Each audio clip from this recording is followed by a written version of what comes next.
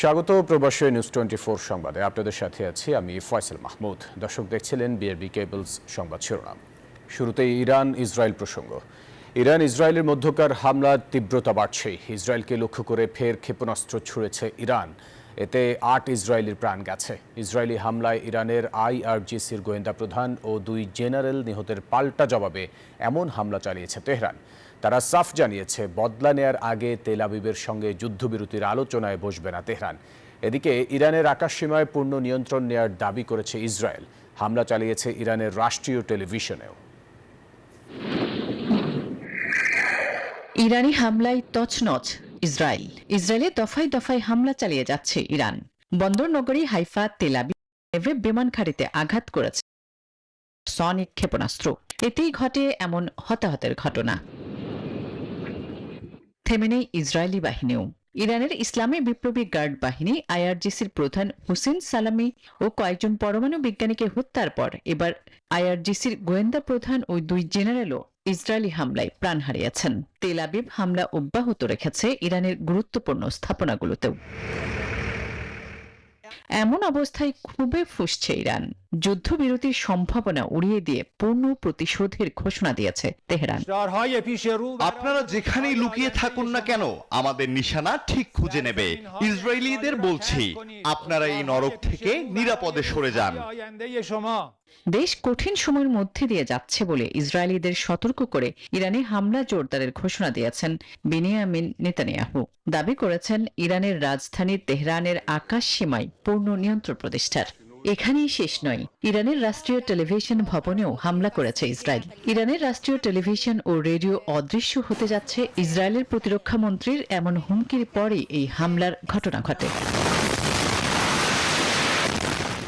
Israel ও ইরানের মধ্যে সামরিক উত্তেজনা পারমাণবিক বিকিরণ ফাঁসের ঝুঁকি বাড়াচ্ছে বলে সতর্ক করেছেন আন্তর্জাতিক আণবিক শক্তি সংস্থা আইএই এর প্রধান রাফায়েল গ্রোসি। জাতিসংঘের পারমাণবিক পর্যবেক্ষণ সংস্থার জরুরি বৈঠকে এমন দাবি করেন তিনি।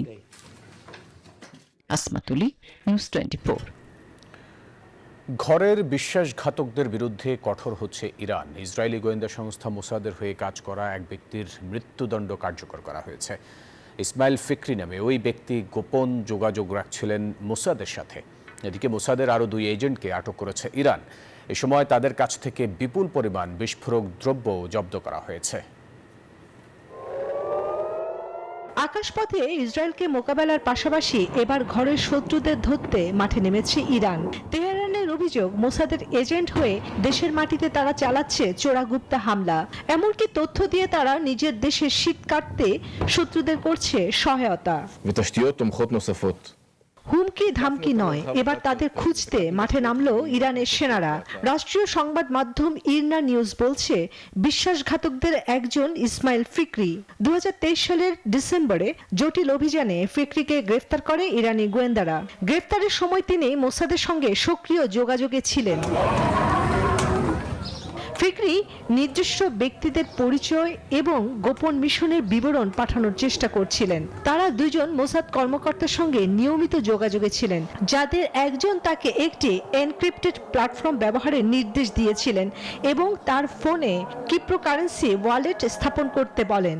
গ্রেফতারের পর তার ডিভাইসে ফরেনসিক বিশ্লেষণ চালিয়ে মোসাদের সঙ্গে যোগাযোগের বিস্তারিত তথ্য ও নির্দেশাবলী উদ্ধার করা হয়। সবশেষে সুপ্রিম কোর্ট প্রাথমিক রায় বহাল রাখে এবং সব আইনি প্রক্রিয়া শেষে ফিকরির মৃত্যুদণ্ড কার্যকর করা হয়। এদিকে ইসরায়েলের গুপ্তচর সংস্থা মোসাদের আরও 2 সদস্যকে আটক করেছে ইরান। এই সময় তাদের কাছ থেকে বিপুল পরিমাণ বিস্ফোরক দ্রব্য জব্দ করা হয়েছে। রাষ্ট্রীয় সংবাদ সংস্থা ইরনার ইরানের পুলিশ কমান্ডারের মুখপাত্র সাইদ মুমতাজ আল মাহাদি ব্রিফিংয়ে জানান বিস্তারিত। তেহরান প্রদেশের রে কাউন্টি ফাশা ফুয়া জেলায় এই 2 এজেন্টকে শনাক্ত করে আটক করা হয়েছে বলেও জানায় এই পুলিশ কর্মকর্তা। চন্দ্রানী চন্দ্রা, নিউজ 24। প্রায় 7 বছর ধরে বাংলাদেশিদের নতুন ভিসা দেয়া বন্ধ থাকায় বাহরাইনে কমেছে প্রবাসী কর্মী। বিপাকে পড়েছেন ফ্যামিলি ভিসা প্রত্যাশীরাও। এই সমস্যার সমাধানে প্রধান উপদেষ্টা ডক্টর মোহাম্মদ ইউনূসের হস্তক্ষেপ চান দেশটিতে বসবাসরত বাংলাদেশিরা। এতে ঢাকা মানামা সম্পর্ক আরও জোরদার হবে বলেও মনে করেন তারা। বাহরাইন থেকে আরিফুল ইসলামের তথ্য ছবিতে ডেস্ক রিপোর্ট। বাংলাদেশিদের জন্য বড় সম্ভাবনাময় শ্রমবাজার বাহরাইন। রেমিটেন্স পাঠানোর দিক থেকেও দেশটি রয়েছে সেরা 10-এর মধ্যে। কিন্তু 2018 সালের পর থেকে মধ্যপ্রাচ্যের এই দেশটিতে নতুন ওয়ার্ক ভিজিট ও ফ্যামিলি ভিসা বন্ধ রয়েছে। ফলে বাহরাইন একসময় 4 লাখেরও বেশি বাংলাদেশিদের পদচারণায় মুখরিত থাকলেও তা এখন ঠেকেছে প্রায় 1.5 লাখে। দীর্ঘদিন ভিসা বন্ধ থাকায় এবং করোনাকালীন সময়ে বাংলাদেশে আটকে পড়া প্রবাসীরা ফিরতে না পারায় কনস্ট্রাকশন, রেস্টুরেন্ট, হোটেল, অটোমোবাইল সহ বিভিন্ন সেক্টরে স্থানীয় ও বাংলাদেশি মালিকানাধীন প্রতিষ্ঠানগুলোতে দেখা দিয়েছে দক্ষ লোকবলের অভাব। আমাদের এখানে বাংলাদেশি কারিগরেরও বহুত একটা সমস্যা আছে। আমরা তো আজকে ভিসা বন্ধ থাকার কারণে আমরা কারিগরও পাইতেছি না। বাংলাদেশি যারা আছে তারাই সব কেনাকাটার উপরে ডিপেন্ডেন্ট। তো লেবার সেকশনও যেরকম লোক সংকট, সেরকম আমাদের ব্যবসার পরিস্থিতিতেও সেম একই অবস্থা।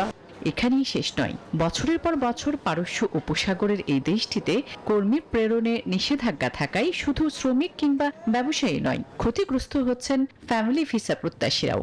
ফ্যামিলি ভিসাও নাই, তারপরে ভিজিট ভিসাও নাই, পারমিটের এগেইনস্টও ভিসা নাই। আমরা এখানে ব্যবসা বাণিজ্য করতে পারতেছি না। ব্যবসা বাণিজ্য না করলে আমরা কিভাবে রেমিটেন্স পাঠাবো? এই পরিস্থিতিতে ভিসা সমস্যার সমাধানে এবং দুদেশের কূটনৈতিক সম্পর্ক আরও জোরদারে অন্তর্বর্তীকালীন সরকারের প্রধান উপদেষ্টা ডক্টর মোহাম্মদ ইউনূসের হস্তক্ষেপ কামনা করেছেন বাহরাইন প্রবাসীরা। বাংলাদেশ অন্তর্বর্তীকালীন সরকার ডক্টর ইউনূস যদি বাহরাইনে আসে, অবশ্যই ভিসা চালু হবে জলদি, আমরা আশা রাখি। পুনরায় ভিসা খুললে আগামী বছরগুলোতে বিভিন্ন খাতে প্রায় 1 লাখ বাংলাদেশি কর্মীর কর্মসংস্থান সৃষ্টি হতে পারে বলে মনে করছে দূতাবাস। Desk report, news 24। লেবাননে গ্রীষ্মের তাপদাহে সাগরে প্রকৃতির বুকে প্রশান্তির ছোঁয়ায় আনন্দ ভ্রমণ করলেন প্রবাসীরা। প্রায় 2 শতাধিক প্রবাসীর অংশগ্রহণে এই আনন্দ ভ্রমণ হয়ে ওঠে এক ব্যতিক্রমী মিলন মেলা। ব্যস্ত জীবনের একঘেয়েমি ভেঙে প্রকৃতির সান্নিধ্যে প্রবাসীদের এই আনন্দযাত্রা তাদের মাঝে এনেছে প্রশান্তি, সতেজতা ও এক অনন্য স্মৃতি। লেবানন থেকে মোহাম্মদ মিলন খানের তথ্য ছবিতে ডেস্ক রিপোর্ট। গ্রীষ্মের তীব্র রোদ ও কর্মব্যস্ত জীবনে ক্লান্তি ভুলে লেবাননের সাগর পাড়ে একদিনের আনন্দ ভ্রমণে মেতে ওঠেন প্রবাসী বাংলাদেশিরা। গরমে স্বস্তি পেতে সাগরের ঠান্ডা পানিতে নেমে পড়েন শত শত প্রবাসী। পর্যটকদের সঙ্গে তারাও হয়ে ওঠেন এক মনোমুগ্ধকর দৃশ্যের অংশ। আমরা লেবানন প্রবাসী বাংলাদেশি অন্য কর্মব্যস্ততার মাঝেও ছুটির দিনে একটু দক্ষিণ লেবাননে বেড়াতে আসলাম ভূমধ্য সাগরে পারে এবং আনন্দ উপভোগ করলাম। সাগর পাড়ে পিকনিকে এসে গোসল করে আমরা খুবই আনন্দিত। সাগরের পানিতে খুবই এনজয় করেছি আমরা। সাগর তীরে চিকচিক করা সাদা বালু ছড়ানো পাথরের খণ্ড আর অনন্ত নীল জলরাশি সব মিলিয়ে এক অনন্য প্রাকৃতিক সৌন্দর্য। কেউ স্পিড বোর্ডে ছুটে বেড়াচ্ছেন, কেউ ছাতার নিচে চেয়ার পেতে বিশ্রাম নিচ্ছেন। তালপাতা ছাউনির নিচে খোলা রেস্টুরেন্টে উচ্চস্বরে বাজছে সঙ্গীত, নাচ, গান আর প্রাণখোলা আড্ডায় জমে ওঠে আনন্দঘন পরিবেশ। প্রায় 2 শতাধিক প্রবাসীর অংশগ্রহণে এই আনন্দ ভ্রমণ হয়ে ওঠে এক ব্যতিক্রমী মিলন মেলায়। Desk report, news 24। লন্ডনে নিযুক্ত বাংলাদেশের সাবেক হাইকমিশনার সাইদা মুনা তাসনিম ও তার স্বামীর বিরুদ্ধে অর্থ পাচারের অভিযোগের অনুসন্ধান শুরু করেছে দুদক। সোমবার দুদক কার্যালয়ে সংবাদ সম্মেলনে সংস্থাটির চেয়ারম্যান মোহাম্মদ আব্দুল মোমেন এই তথ্য জানান। তিনি বলেন, প্রায় 2000 কোটি টাকা পাচার করা হয়েছে বলে প্রাথমিক তদন্তে প্রমাণ মিলেছে। এ বিষয়ে বিস্তারিত তদন্ত চলছে বলেও জানান তিনি। বলেন, টিউলিপ একজন দুদকের অভিযুক্ত আসামি। একজন অভিযুক্তের সঙ্গে প্রধান উপদেষ্টা দেখা করেননি প্রচলিত আইনের কারণেই। এদিকে সাবেক ভূমিমন্ত্রী সাইফুজ্জামান চৌধুরীর যুক্তরাজ্যে থাকা প্রায় 1060 কোটি টাকার সম্পদ জব্দের চিঠি দিয়েছে দুদক। যেমন জাভেদের অনুপার্জিত এবং পাচারকৃত অর্থে ক্রয় করা প্রচুর সম্পত্তি এবার এনসি এর সহায়তায় আমরা জব্দ করতে পেরেছি। জাভেদ সাহেবের মোট 580টা বাড়ির আমরা সন্ধান পাই। তার মধ্যে 343টা বাড়ি যুক্তরাজ্যে, 228টা সংযুক্ত আরব আমিরাতে এবং 9টা যুক্তরাষ্ট্রে। বাংলাদেশের প্রপার্টি বাদ দিয়ে আমি এটা বলছি। জুলাই আগস্ট হত্যাকাণ্ডের ঘটনায় সাবেক প্রধানমন্ত্রী শেখ হাসিনা এবং সাবেক স্বরাষ্ট্রমন্ত্রী আসাদুজ্জামান খান কামালকে হাজির হতে পত্রিকায় বিজ্ঞপ্তি দেওয়ার নির্দেশ দিয়েছেন আন্তর্জাতিক অপরাধ ট্রাইব্যুনাল। সোমবার ট্রাইব্যুনালের চেয়ারম্যান বিচারপতি গোলাম মর্তুজা মজুমদারের নেতৃত্বাধীন 3 সদস্যের বেঞ্চ এই আদেশ দেন। এর আগে সকালে জুলাই আগস্টে মানবতাবিরোধী অপরাধের মামলায় সাবেক আইজিপি চৌধুরী আবদুল্লাহ আল মামুনকে ট্রাইব্যুনালে হাজির করা হয়। এদিন ট্রাইব্যুনালের চেয়ারম্যান বিচারপতি মোহাম্মদ গোলাম মর্তুজা মজুমদারের নেতৃত্বাধীন 3 সদস্যের বেঞ্চে শুনানি হয়। আদালত আগামী 1 সপ্তাহের মধ্যে তাদেরকে হাজির হওয়ার জন্য, অর্থাৎ এই আসামি শেখ হাসিনা এবং আসাদুজ্জামান খান কামালকে আগামী 1 সপ্তাহের মধ্যে হাজির হওয়ার জন্য নির্দেশনা দিয়ে আদালতের এই আদেশটি দুটো বাংলাদেশের বহুল প্রচারিত পত্রিকায় বিজ্ঞপ্তি দেওয়ার জন্য আদেশ দিয়েছেন এবং এই বিজ্ঞপ্তি অনুযায়ী তারা যাতে হাজির হন আগামী 24শে জুন তাদেরকে সেই বিজ্ঞপ্তির মাধ্যমে জানিয়ে দেওয়া হবে 24শে জুনের মধ্যে তারা যাতে এই আদালতে এসে হাজির হয়ে এই বিচার প্রক্রিয়া মোকাবেলা করেন। বাংলাদেশ খেলাফত মজলিস লন্ডন মহানগর শাখার উদ্যোগে ঈদ পুনর্মিলনী ও মত বিনিময় সভা অনুষ্ঠিত হয়েছে। এতে সভাপতিত্ব করেন মাওলানা মুসলিউদ্দিন এবং সঞ্চালনায় ছিলেন মাওলানা মোহাম্মদ আল আমিন ভুঁইয়া। প্রধান অতিথির বক্তব্য রাখেন বাংলাদেশ খেলাফত মজলিসের কেন্দ্রীয় নির্বাহী পরিষদ সদস্য এবং যুক্তরাজ্য শাখার সহ সভাপতি আলহাজ মাওলানা আতাউর রহমান। বিশেষ অতিথি ছিলেন যুক্তরাজ্য শাখার সহ সভাপতি মাওলানা মোহাম্মদ শাহনুর মিয়া, মাওলানা নাজিমুদ্দিন, সাধারণ সম্পাদক মুফতি সালে আহমদ, সহ সাধারণ সম্পাদক মাওলানা মিসবাহুজ্জামান হেলালি। স্পেনে বার্সেলোনা মুসলিম কমিউনিটির উদ্যোগে এক ঈদ পুনর্মিলনী অনুষ্ঠিত হয়েছে। বার্সেলোনা কেন্দ্রীয় জামে মসজিদে আয়োজিত এই অনুষ্ঠানে সভাপতিত্ব করেন ওয়াহিদ শিপলু। কাউসার হাসানের পরিচালনায় এতে বক্তব্য দেন বার্সেলোনা ইসলামী শিল্পী গোষ্ঠীর পরিচালক মাসুম আহমদ। প্রধান অতিথি ছিলেন ইয়ুথ ডিভিশন ইউরোপের পরিচালক রাইসুল ইসলাম রাসেল। বক্তব্য দেন নুরুল ওয়াহিদ, আশরাফুর ইসলাম, মোহাম্মদ উল্লাহ, আব্দুস সত্তার, মাসুম আহমেদ, করিম আলী, মশরুর আহমেদ, আকমল হোসেন, ফয়জুর রহমান সহ আরও অনেকে। শেষে ছিল বার্সেলোনা ইসলামিক শিল্পী গোষ্ঠীর সঙ্গীত পরিবেশনা। নিয়মিত খেলা করো, মাদকমুক্ত সমাজ গড়ো, এই স্লোগান সামনে রেখে লেবাননে প্রবাসী বাংলাদেশিদের উদ্যোগে শুরু হলো লেবানন ব্যাডমিন্টন ক্লাব হামরার যাত্রা। সাইদ আল জঞ্জির ইনডোর স্টেডিয়ামে উদ্বোধনী অনুষ্ঠানে সভাপতিত্ব করেন সুলেমান গাজী। সঞ্চালনায় ছিলেন সাইফুল শিকদার। প্রধান অতিথি ছিলেন আবুল কাশেম সাদি। বিশেষ অতিথি ছিলেন রুবেল মিয়া, SK শেরফিন, ফারুক হোসেন ও আক্তার গাজী। পরে খেলোয়াড়দের মাঝে ক্লাবের জার্সি বিতরণ করেন অতিথিরা। কাল থেকে ফের শুরু হচ্ছে রাজনৈতিক দলগুলোর সাথে ঐকমত্য কমিশনের সংলাপ। এতে গুরুত্ব পাবে নির্বাচন, সংস্কার, বিচার ও জুলাই সনদ। রাজনৈতিক অংশীজনদের কেউ কেউ বলছেন যেসব ইস্যুতে একমত হওয়া যাবে তার ভিত্তিতে দেয়া হোক জুলাই সনদ। জোর করে জুলাই সনদে কিছু চাপিয়ে দিতে চাইলে তার ফলাফল ইতিবাচক হবে না। বিস্তারিত জানাচ্ছেন শালি জয়। রাষ্ট্র সংস্কার ইস্যুতে রাজনৈতিক দলগুলোর সঙ্গে ঐকমত্য কমিশনের দ্বিতীয় পর্যায়ের দ্বিতীয় দফার বৈঠক শুরু হচ্ছে মঙ্গলবার। জুলাই সনদ চূড়ান্ত করতে বিএনপি সহ 30টি রাজনৈতিক দলের প্রতিনিধিদের সঙ্গে 3 দিনব্যাপী বৈঠক করবে কমিশন।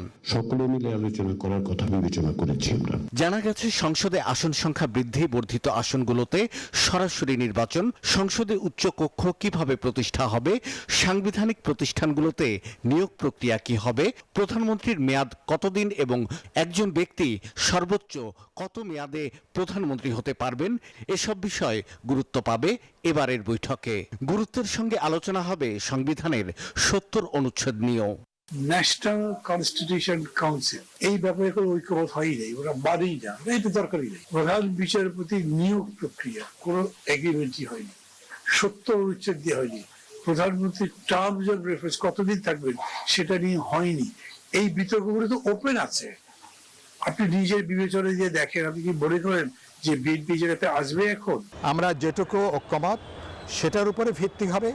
এখানে চাপাচাপি জবরদস্তি করতে গেলে আলটিমেটলি দেখা যাবে যে যদি সবটা যদি ভেস্তে যায়, যেটুকু অর্জন করা যেত সেটাও যদি করা না যায়, সেটা কিন্তু একটা খারাপ খারাপ একটা দৃষ্টান্ত হয়ে থাকবে।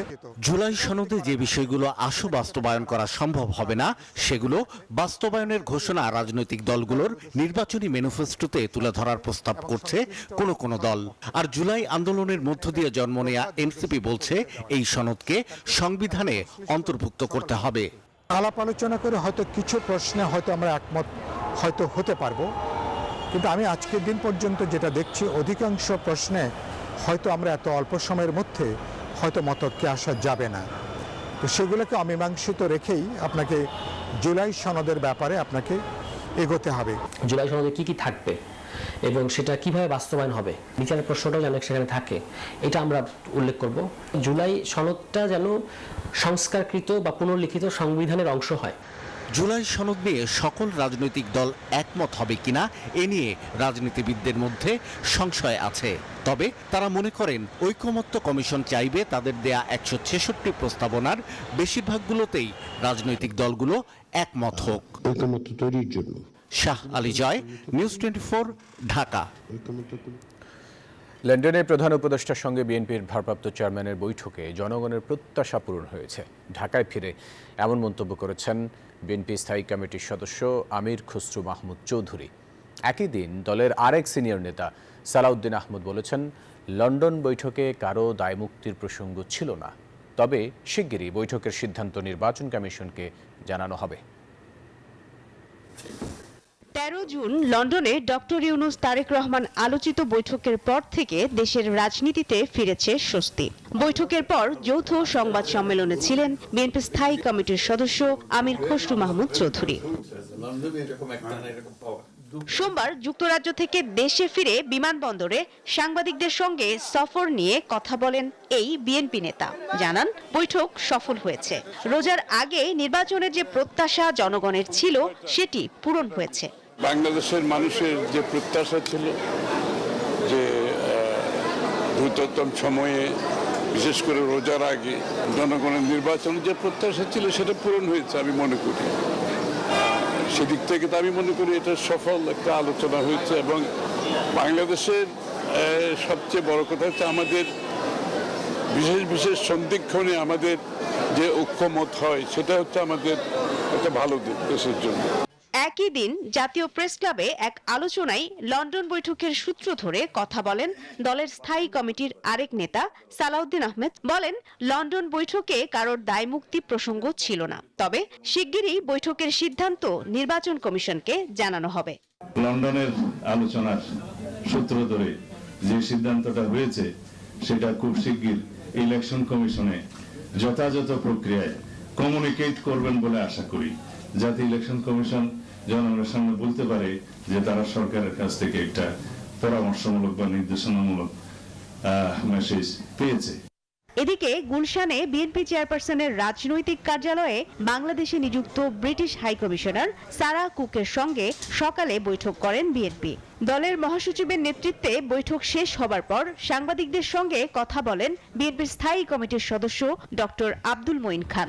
এক প্রশ্নের জবাবে বলেন, লন্ডনে 13 জুনের মিটিং এর পর বাংলাদেশের গুণগত পরিবর্তন হয়েছে। আমি কিন্তু বাংলাদেশের এখানে যেখানে যাচ্ছি 13 জুন পর থেকে দেখছি আসলে কিন্তু বাংলাদেশের একটা গুণগত পরিবর্তন হয়েছে 13 জুনের মিটিং এর পরে। এটা কিন্তু অস্বীকার করা যায় না। যে কথাগুলো মানুষ এখন উৎসাহী একটা সামনের দিকে তাকাচ্ছে, মানুষ সেখানে চিন্তা করছে যে দেশে আবার গণতন্ত্র ফিরে আসবে। ব্রিটিশ হাই কমিশনার সারা কুকের সঙ্গে বিএনপির বৈঠকে কি কি আলাপ হলো জানতে চাইলে বাংলাদেশের নির্বাচন, গণতন্ত্র, শিক্ষা, স্বাস্থ্য সহ বৈশ্বিক পরিস্থিতিতে বিএনপির অবস্থান তারা সারা কুকের কাছে তুলে ধরেছেন বলে জানান মঈন খান। দীর্ঘ 17 বছর যারা। মারুফা রহমান, নিউজ 24, ঢাকা। বিগত 3টি বিতর্কিত জাতীয় সংসদ নির্বাচন আয়োজনে জড়িত সাবেক প্রধান নির্বাচন কমিশনার এবং নির্বাচন কমিশন সচিবালয়ের সচিবদের ভূমিকা তদন্তের জন্য কমিটি গঠনের নির্দেশ দিয়েছেন প্রধান উপদেষ্টা অধ্যাপক মোহাম্মদ ইউনূস। সোমবার রাষ্ট্রীয় অতিথি ভবন যমুনায় জাতীয় ঐকমত্য কমিশনের বৈঠকে তিনি এই নির্দেশ দেন। বৈঠকে জুলাই সনদ তৈরির অগ্রগতি এবং প্রধান উপদেষ্টার সাম্প্রতিক লন্ডন সফরের অভিজ্ঞতা নিয়েও আলোচনা হয়। ডক্টর ইউনূস জানান, প্রবাসীরা আগামী নির্বাচনে তাদের ভোটাধিকার প্রয়োগের বিষয়ে অত্যন্ত আগ্রহী। এ সময় প্রবাসীদের ভোটাধিকার নিশ্চিতে পোস্টাল ব্যালট সহ বিভিন্ন উপায় বিবেচনার কথা বলেন তিনি। দর্শক, এই ছিল সংবাদে। এতক্ষণ সাথে থাকার জন্য ধন্যবাদ সবাই।